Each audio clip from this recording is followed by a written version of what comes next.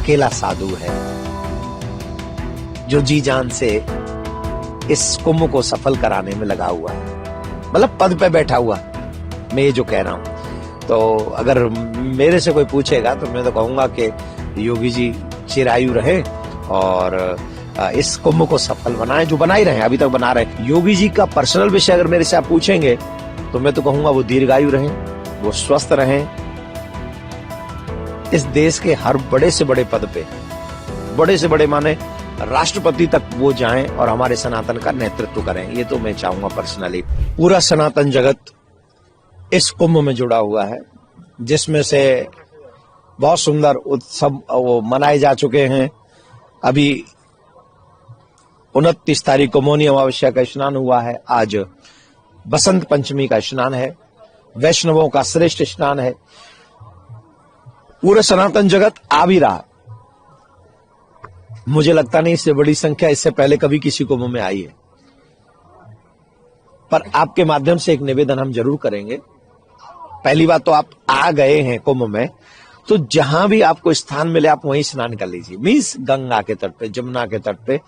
पुराणों का मानना है अरेल ले लीजिए, प्रयाग ले लीजिए, झूसी ले लीजिए, ये है त्रिवेणी संगम। आप यहां कहीं भी स्नान करेंगे, कहीं भी, वहां आपको त्रिवेणी में स्नान करने का लाभ मिलेगा।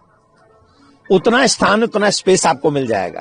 पहली बात तो कम से कम प्रारंभ में बूढ़े और बच्चों को लेके न जाएं, बुजुर्ग जो हों और बच्चे जो हों उनको लेके न जाएं। प्लस कहीं भी गंगा जमुना में आप स्नान करेंगे आपको उसका उतना ही पुण्य मिलेगा। दूसरा, अपने साथ साथ औरों का भी ध्यान रखें। युवाओं से एक मेरा निवेदन है, अभी तुम जवान हो, जोश में हो, लेकिन याद रखो आगे बच्चे और बुजुर्ग भी हो सकते हैं। जब भी आप स्नान करने जाएं या स्नान कर रहे हो या वापस आए, आप देख लीजिए मेरे आगे पीछे कोई बुजुर्ग और बच्चा तो नहीं है। उस तरीके से आप संभल के जाइएगा, जैसे आप अपने घर के फंक्शन को संभालते हैं, वैसे ही प्रयागराज में बसंत पंचमी के इस स्नान को आप लोग संभालिए। ये मैं आपसे आशा भी करता हूं और आपका धर्म का प्रचार करने वाला हूं, इसलिए आपसे ये निवेदन भी कर रहा हूं। प्रयागराज में बसंत का क्या, बसंत प्रयागराज में? देखिए भैया, हम जब प्रयागराज की तो आप जानो, हमसे पूछो वृंदावन की, और वृंदावन की पूछो तो हम बता दें आज से होली शुरू हो जाती है हमारे यहाँ। बसंत पंचमी को हमारे यहाँ ठाकुर जी को पहला गुलाल लगाया जाता है, पहली रंग आज के दिन लगाया जाता है। तो हमारे वृंदावन की पूछो तो वही बता दे, तुम्हारे प्रयाग की तुम जानो, तुम्हारा काम जाना है, ये काम है तुम्हारा, हमारा काम ना है। पर बसंत पंचमी इसलिए वृंदावन वाले हैं। तो एक पद सुना देते हैं, पद माने एक दोहा आपको होली का सुना देते हैं।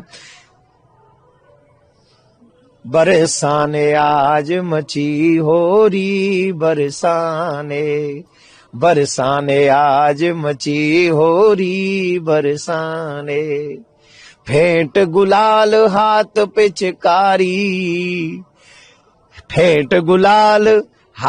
चिकारी, नंद लाला ने कस के मारी, बरसाने आज मची होरी। तो आज से ब्रज में होली प्रारंभ हो गई है, गुलाल लगने लग गया ठाकुर जी को। आपको भी होली की, बसंत पंचमी की, आपके सभी व्यूअर्स को मेरा बहुत बहुत शुभकामनाएं, बधाई।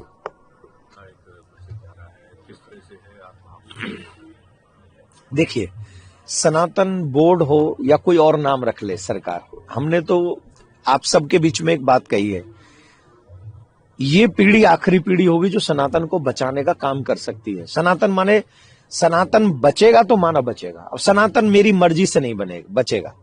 सनातन वही है जिसे वेद एक्सेप्ट करता हो, सनातन वही जिसे पुराण एक्सेप्ट करते हो, सनातन वो है जो संत धर्माचार्य हमें बताते हो।